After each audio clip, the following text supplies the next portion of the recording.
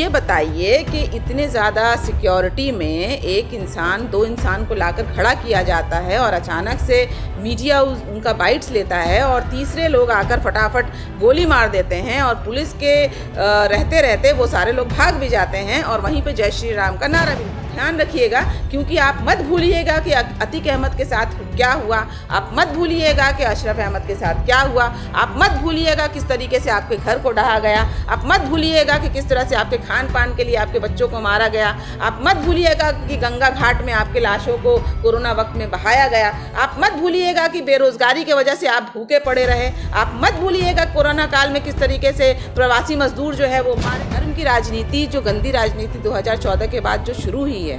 वो कम नहीं हो रही है। इनफैक्ट मुझे लगता है 3 गुना ये हर स्पीड से हर दिन जो वारदात आ रहे हैं, ये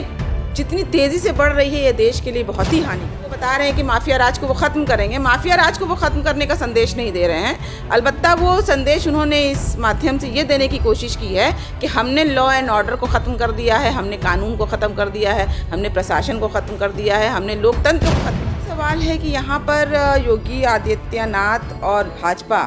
और जो केंद्र में, जो राज्य में जो बैठे हैं, वो लोग क्या करना चाहते हैं, क्या पैगाम देना चाहते हैं। देखिए, उत्तर प्रदेश में लॉ का उल्लंघन नहीं किया जा रहा है। इनफैक्ट वहाँ पे लॉ एंड ऑर्डर है ही नहीं।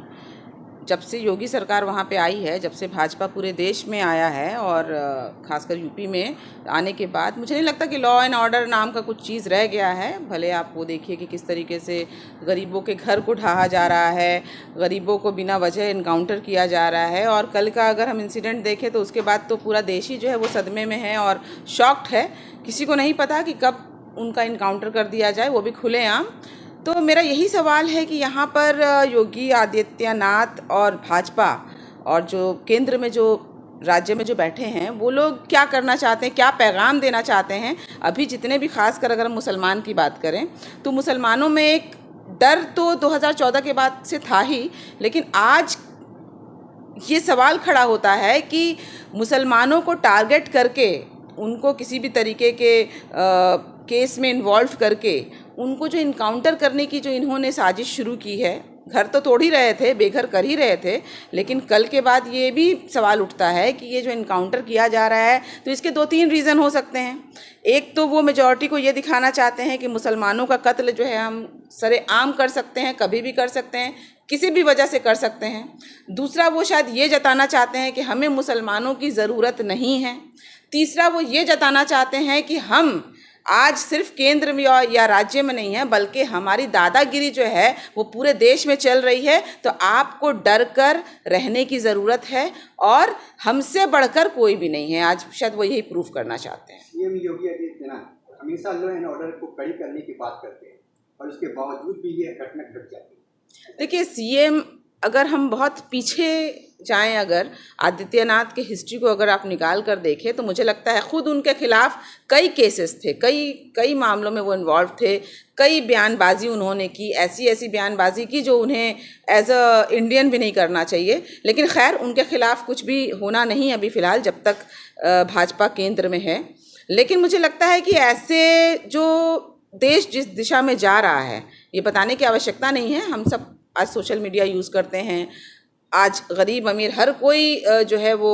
उनके पास ये जानकारी है कि देश में क्या चल रहा है। जो धर्म की राजनीति, जो गंदी राजनीति 2014 के बाद जो शुरू हुई है, वो कम नहीं हो रही है। इनफैक्ट मुझे लगता है 3 गुना ये हर स्पीड से हर दिन जो वारदात आ रहे हैं, ये जितनी तेज़ी से बढ़ रही है, ये देश के लिए बहुत ही हानिकारक है। इसके मैसेजेस आज सिर्फ हिंदुस्तान में नहीं है, बल्कि इंटरनेशनल और बॉर्डर के पार भी ये सारे मैसेज जा रहे हैं, वहाँ से भी निंदा हो रही है। तो अगर हम सिर्फ मुसलमानों की बात करें, तो ये आदित्यनाथ की जो ये गंदी साजिश है, गंदी जो ये इनकी राजनीति है,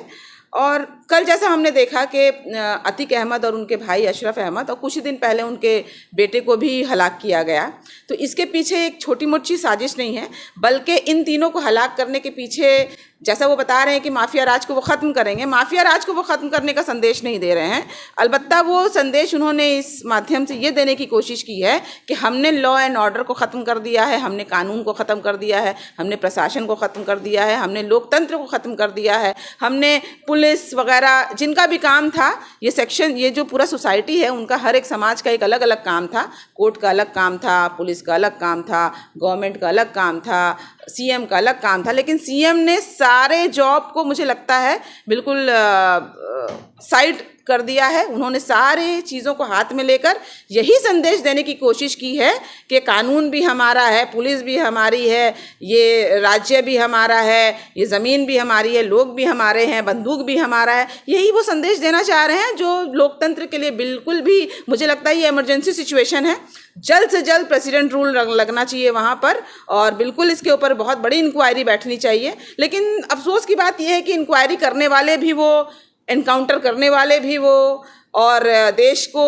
तोड़ने वाले भी वो, तो बहुत अफरा तफरी का माहौल है, डर का माहौल है। हम स्पेशली अगर मुसलमानों की बात करें तो डर का माहौल है। और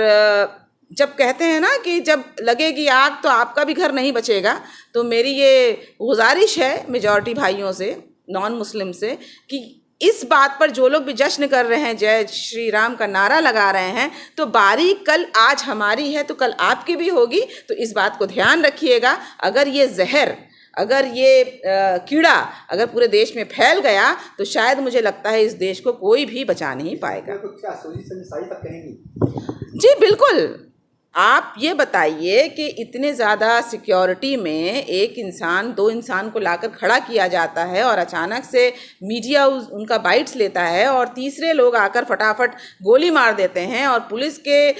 रहते रहते वो सारे लोग भाग भी जाते हैं और वहीं पे जय श्री राम का नारा भी लगता है। तो ये बिल्कुल सोची समझी नहीं, बिल्कुल ये बहुत दिन से प्लान किया जा रहा था। और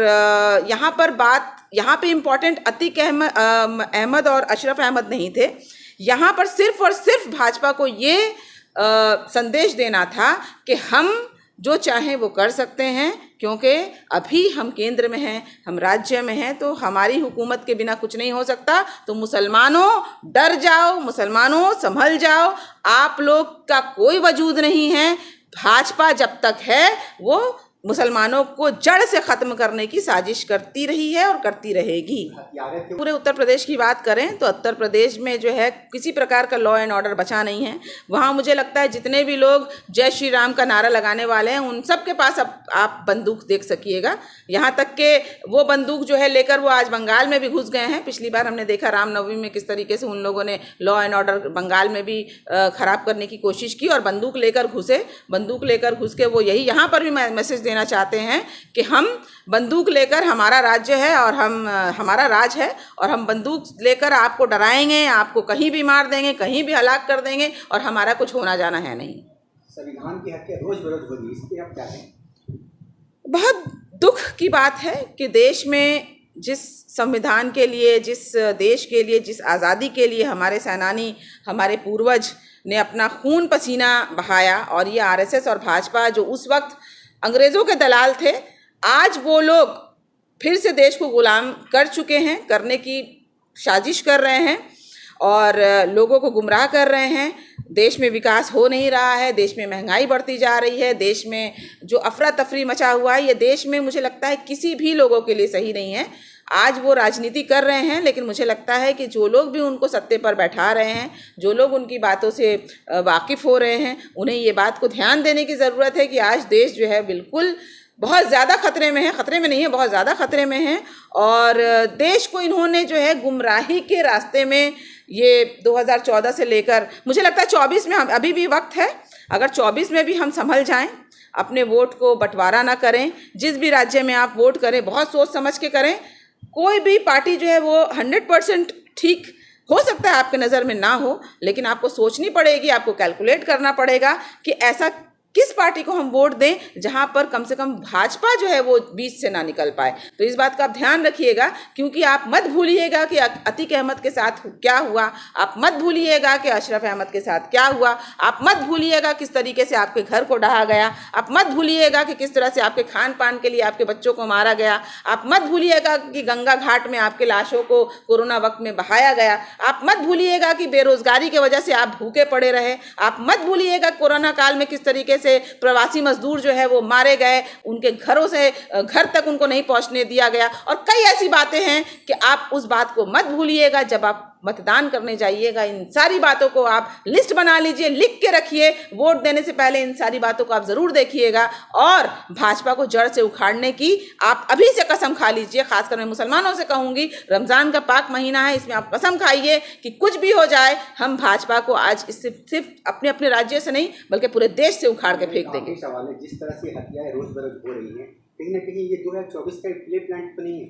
जी बिल्कुल बिल्कुल बिल्कुल। देखिए, इनको विकास के ऊपर देखिए, ये भाजपा की बहुत मतलब इनका जो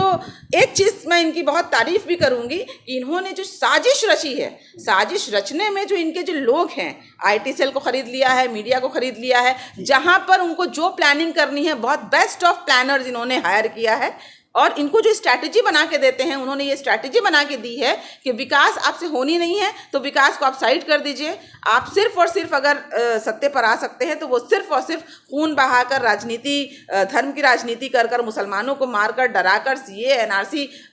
ब्ला ब्ला ब्ला, फलान ढकान, ये सब करके आप सिर्फ सत्ते पर बने रह सकते हैं। तो ये जो फिर से कल एक जो हादसा हुआ है, इसमें इन्होंने कहीं ना कहीं हिंदुओं को जो मैं सारी हिंदुओं की बात नहीं करूंगी, जो लोग गुमराह हैं, जो लोग जिनको बहुत ज़्यादा आइडियाज़ नहीं हैं, उनको ये दिखाना चाहते हैं कि देखो मैं हिंदू राष्ट्र कर दूंगा, मैं मुसलमान को मार रहा हूँ, मैं मुसलमान को जलील कर रहा हूँ, मैं मुसलमानों को तबाह कर दूंगा। इस राजनीति के ऊपर उन्होंने ये फोकस किया है। 2024 का थीम भी उनका यही है कि मुसलमानों को हटाओ और सत्ते पर आओ।